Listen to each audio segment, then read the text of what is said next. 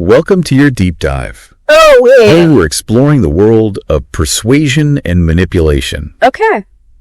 Using R.B. Sparkman's The Art of Manipulation. Right. I think you shared this one with us because you were really interested in understanding the psychology behind influence and, maybe learning how to use it ethically to your advantage. That's right. Sparkman's book offers a very unique perspective. Yeah. Because he actually learned these tactics by living with 5 con artists. Oh, wow. Living with con artists for a year to learn their secrets, that's dedication. Yeah. Almost like going undercover. Yeah. In the world of manipulation, I'm hooked already. Yeah. What are some of the key insights that he uncovered? Well, one of the first things he highlights is the importance of recognizing the character types to watch out for. Okay. He calls this tactic 1. Okay. These are the red flags that can help you spot a manipulator before they draw you in. So it's like having a sixth sense. Spotting those who might not have your best interests at heart. Yeah. Tell me more about these red flags. What should we be looking for? One common tactic is what Sparkman calls too much reassurance. Okay. It's when someone constantly emphasizes how trustworthy they are. Right. Almost like they're trying to convince themselves as much as you. Oh, it's like that feeling when someone says, trust me. Right. A few too many times. It makes you wonder if they're really trustworthy. Why do they need to say it so much? Exactly. If someone is genuinely trustworthy, their actions will speak louder than their words. Makes a lot of sense. Are there any other character types we should be wary of? Another red flag Sparkman highlights is the riches to rags story. Okay. These individuals might boast about their past wealth and success, Right. but somehow they're always short on cash in the present. Oh, I've definitely encountered that type before. Yeah. It's like they're trying to create this aura of, I was once a big shot, so you can trust me to handle your money, but in reality, they might just be setting you up for a fall. That's right. This tactic preys on our natural inclination to believe in comeback stories. We want to root for the underdog, even if that underdog is trying to take advantage of us. So it's not just about being aware of these manipulative tactics. It's also about understanding our own vulnerabilities. Precisely. Now let's move on to tactic 2. How to make a slave out of a person. Okay. This one dives into the psychology of intermittent reinforcement. That sounds intense and maybe a little unsettling. Yeah. What exactly is intermittent reinforcement and how does it relate to manipulation? Think of it this way. Have you ever noticed how you can get hooked on something that's unpredictable? Maybe it's a slot machine that only pays out occasionally. Right. Or a person who blows hot and cold.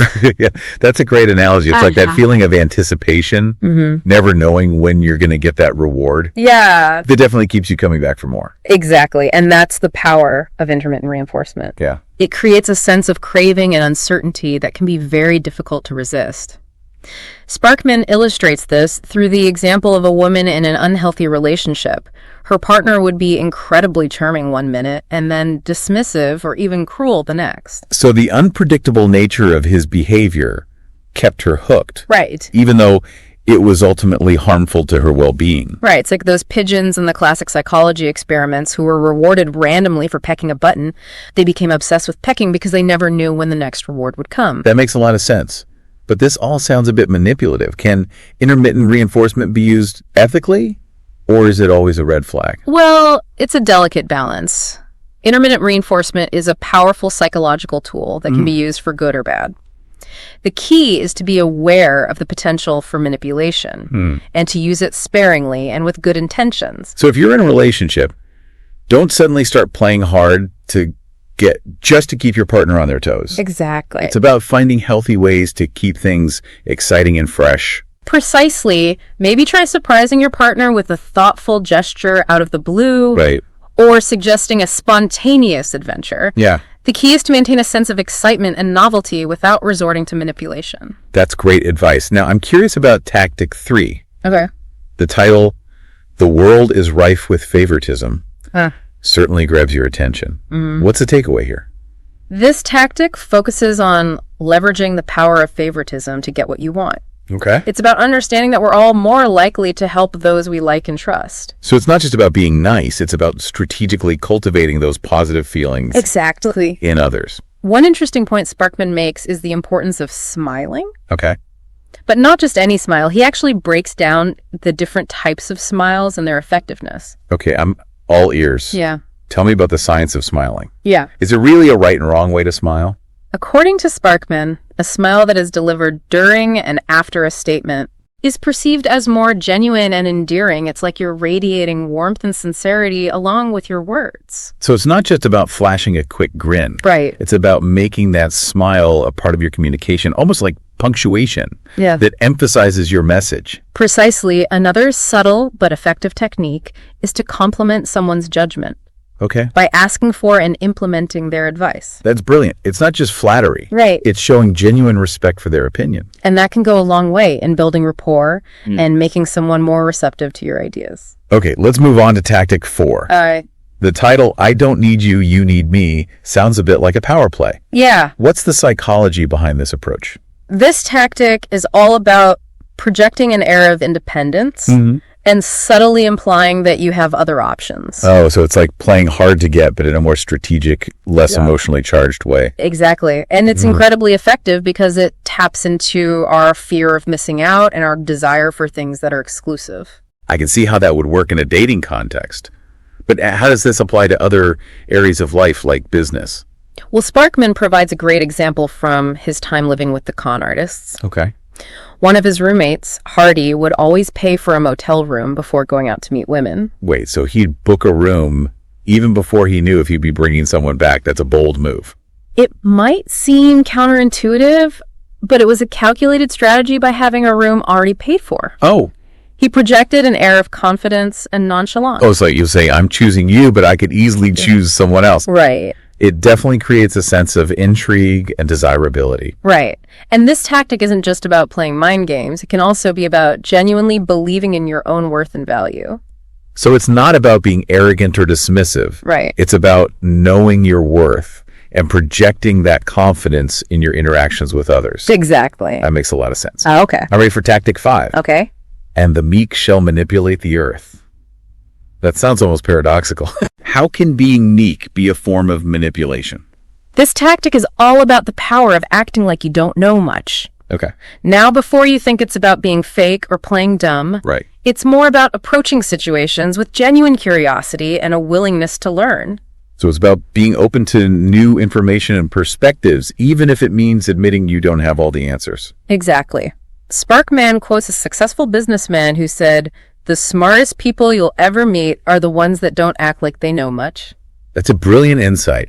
When you come across as a know-it-all, people are less likely to want to help you. Right. They might feel like their expertise isn't valued. But when you approach a situation with humility and a desire to learn, people are more likely to open up to you, offer their guidance, and ultimately help you succeed. So it's not just about being likable. It's about creating a dynamic where people want to share their knowledge and expertise with you. It's almost like a form of intellectual generosity. That's a great way to put it. This approach allows you to tap into the collective wisdom of others and ultimately achieve more than you could on your own. Now, tactic 6, how to pick a person apart and discover their motives. Yeah. Sounds like something straight out of a detective novel. This tactic delves into the art of reading people's true feelings by observing their initial uncontrollable reactions. So it's about paying attention to those subtle cues, the things people do before they have a chance to put on a mask. Precisely. Sparkman calls this technique surprising the person with a direct question. Okay. He explains that by asking a pointed question and then carefully observing the person's immediate response, you can often glimpse their true feelings before they have time to construct a calculated response. It's like catching them off guard before their carefully constructed facade is in place. He shares an anecdote where he asks a woman a direct question and observes her hesitation before she delivers a fabricated answer. He's essentially reading between the lines of her verbal and nonverbal communication.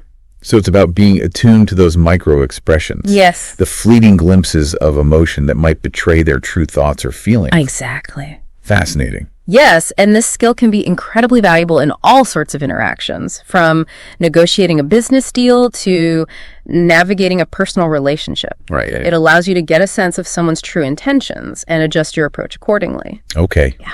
Wow, this is incredible. Yeah. It's like learning to decipher a secret language of nonverbal cues. Exactly. Okay, now I'm eager to hear about tactic 7. All right. The title, The Guernsey versus the Brahma, definitely piques my curiosity.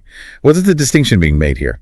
This tactic explores the crucial difference between persistence and positive attitude and why one is far more critical than the other when it comes to achieving success. Sparkman uses the analogy of a helpless Guernsey calf versus a resilient Brahma bull to illustrate this point. Okay, I love a good analogy. Paint me a picture.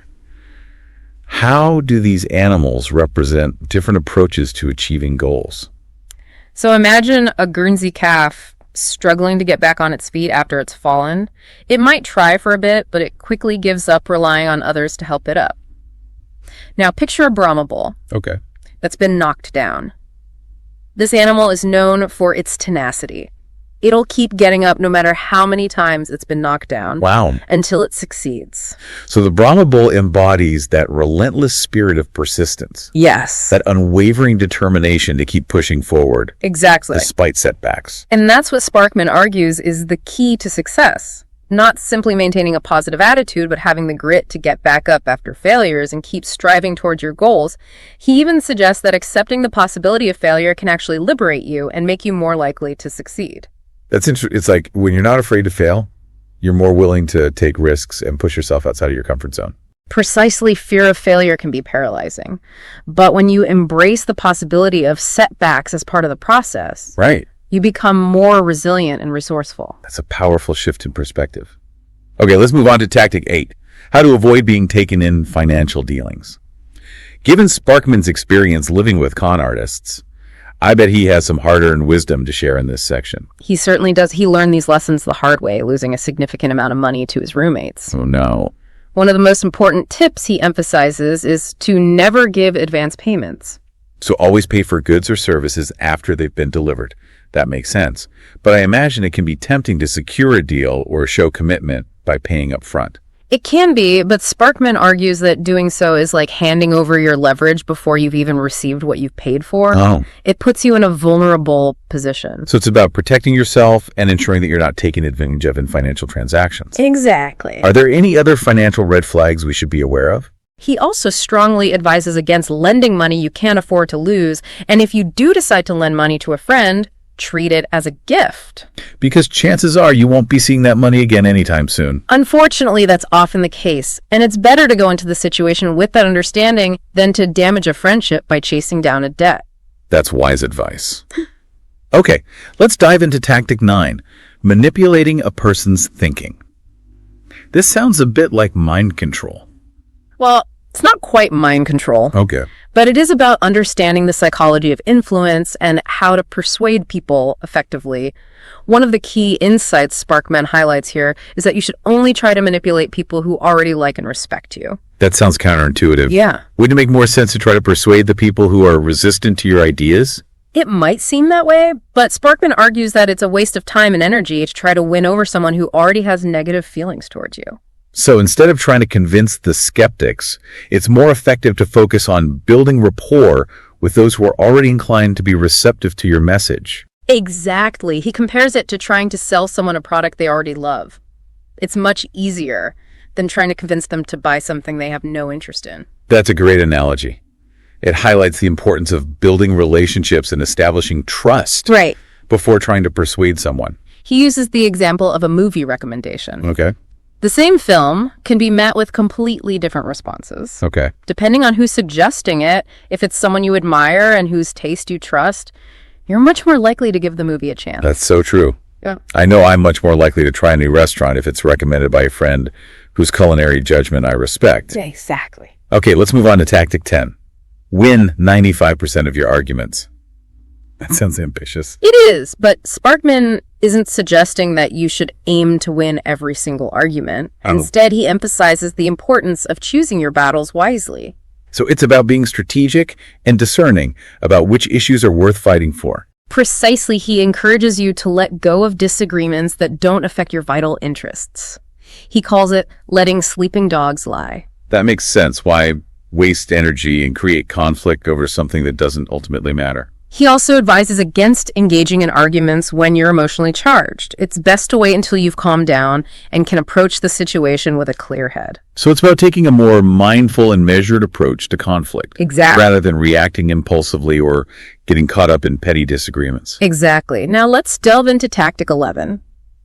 Manipulate a person against their will and make them like it. This title certainly grabs your attention. I'm a little apprehensive, but also intrigued. What's the secret to manipulating someone against their will and making them like it? Don't worry, it's not as sinister as it sounds. Okay. This is where Sparkman introduces the unargue technique, a surprisingly subtle and effective method for getting people to do what you want without resorting to forceful arguments or manipulation. Okay, that sounds much better. My usual approach of trying to logic someone into submission hasn't always been successful. Tell me more about this unargue technique. It's all about finding common ground, massaging egos, and strategically planting seeds of doubt. It's a 6-step process that can be applied in both personal and professional settings. Okay, I'm ready to learn the secrets of unarguing. What are the steps? Step 1 is to sell yourself before you sell your ideas. Okay. This echoes what we discussed earlier about the importance of building rapport and getting people to like you before trying to persuade them. That makes sense. If someone already trusts and respects you, they're more likely to be open to your suggestions. Exactly. Step 2 is to stick to areas of agreement. Instead of focusing on points of contention, highlight the things you have in common with the person you're trying to persuade. It's like disarming them with a ways of agreeableness. Hey, we're on the same page. Why wouldn't you want to do this thing I'm suggesting? Precisely. Step 3 is where it gets interesting. Agree with their feelings and massage their ego out of the way. This is about acknowledging their objections without getting defensive. So instead of saying you're wrong, Exactly. you say something like, I understand why you feel that way. Exactly. Validate their feelings, even if you don't agree with them. This helps to de-escalate the situation and prevent their ego from becoming a roadblock. Right. Step 4 is point out areas of agreement. So you're doubling down on the agreeableness, right? Yes. By consistently emphasizing common ground, you're subtly shifting their perspective. They start to see you as an ally, not an adversary. Okay, step 5 is state your case. This is where you finally get to lay out your argument but with a twist. The key is to present your ideas in a way that feels helpful, not pushy. Right. Sparkman recommends using a disclaimer like, 9 out of 10 times you'd be right, or I don't need you to do this, but... Oh, it's like you're subtly taking the pressure off while still guiding them toward your desired outcome. Yes. And finally, step 6 is save face for the manipulati. This is about letting them come to your conclusion while still feeling like they've maintained their dignity. So you're not rubbing their nose in the fact that you've won them over. It's about allowing them to feel like they've made the decision on their own. Exactly. The unargue technique is all about subtlety and finesse. Now, let's move on to tactic 12. A little pressure has its place, but seldom. This is where we get into the art of applying pressure at the right time. Ooh, this sounds like it could be a slippery slope. When is it appropriate to apply pressure, and how do you do it without being overly aggressive? The key here is timing. Sparkman emphasizes that pressure should only be applied when the other person is already showing signs of indecision, what he calls the yes-no state. So they're already wavering, and you just need that extra nudge to tip them over the edge. Exactly. Sparkman outlines 2 types of pressure, assuming a yes and strategic silence. I'm curious about both of these. Let's start with assuming a yes. What does that look like in practice? It's about confidently acting as though they've already agreed to your proposal. Sparkman gives a great example of calling a woman's bluff by pretending to reserve a hotel room even though she hadn't actually said yes. Wow, that's bold. But I can see how it would work if the woman was already on the fence. She might be hesitant to back out at that point. And that's exactly what happened in the story. The woman doesn't object because she's caught in that yes-no state, so he seizes the opportunity and moves forward with his plan.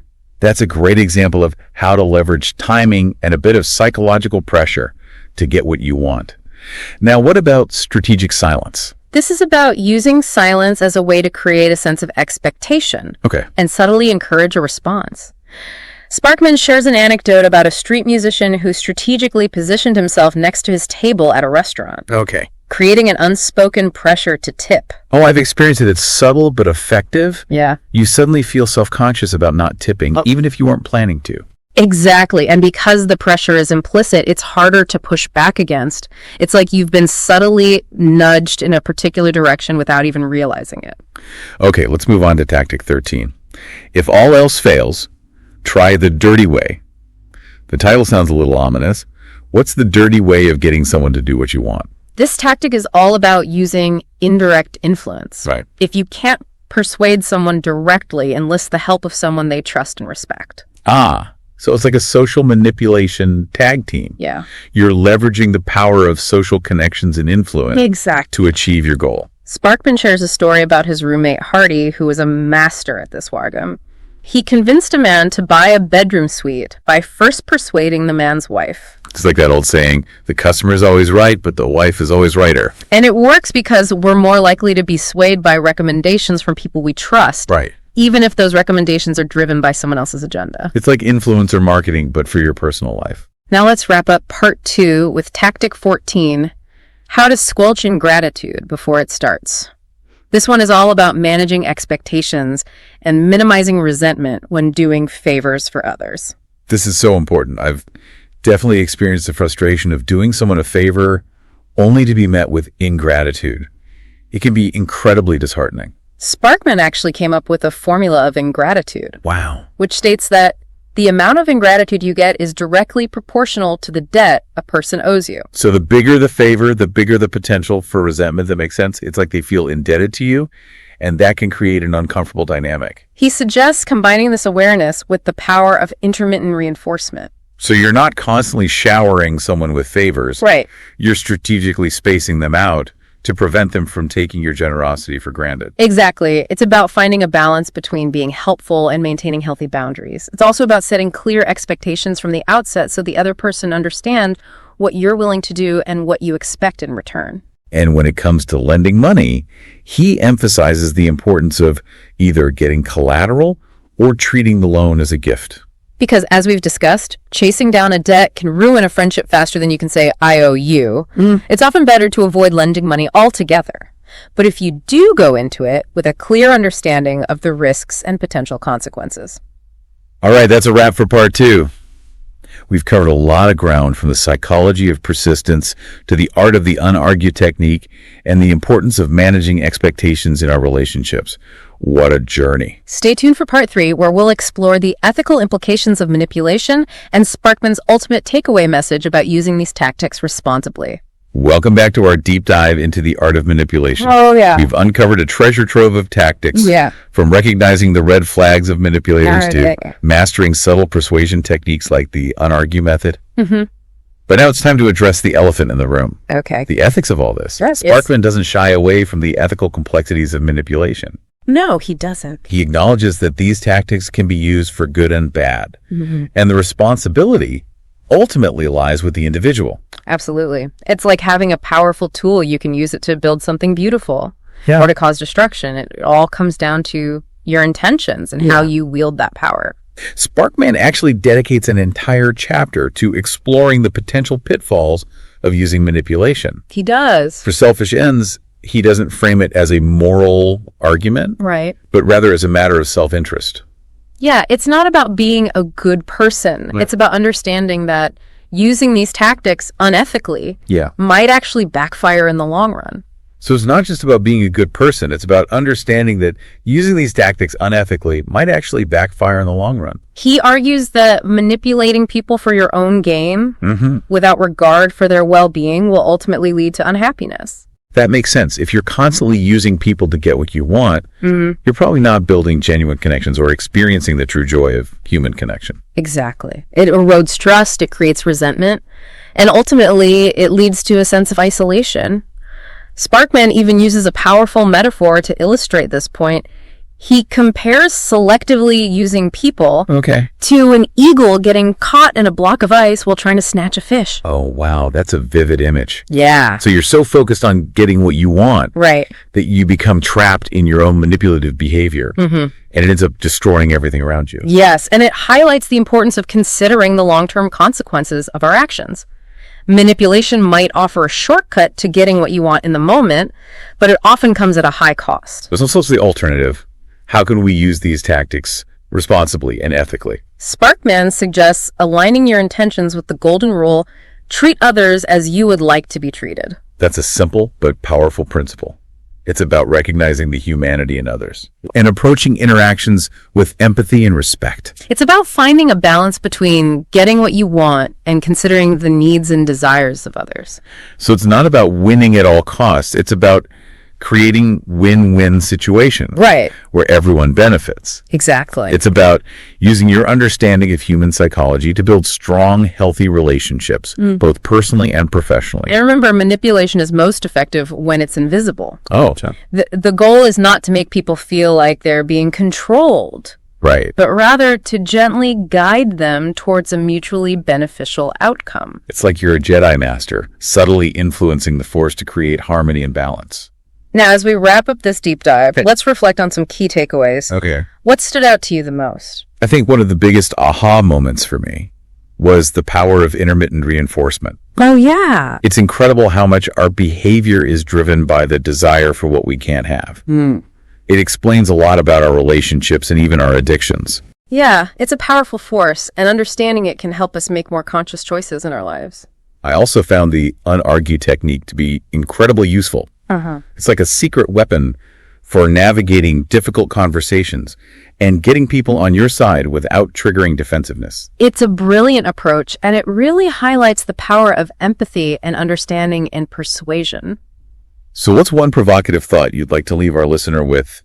Something for them to ponder as they move forward with this newfound knowledge of manipulation. This book has given us a fascinating glimpse into the world of persuasion and influence, but ultimately the most important takeaway is that manipulation is all around us, whether we're aware of it or not.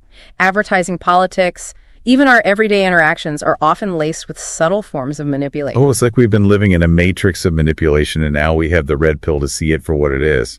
Exactly. By understanding the tactics, we can become more discerning consumers of information, more conscious communicators, and ultimately more empowered individuals. We can choose to use this knowledge to build genuine connections, navigate complex situations with grace, and achieve our goals without compromising our values. Yeah, it's a powerful message. It's not about becoming master manipulators. It's about reclaiming our agency and using this knowledge to create a more authentic and fulfilling life. Beautifully said. Thanks for joining us on this deep dive into the art of manipulation. We hope you've gained some valuable insights that will help you navigate the complexities of human interaction with greater awareness and skill. Remember, knowledge is power. Use it wisely.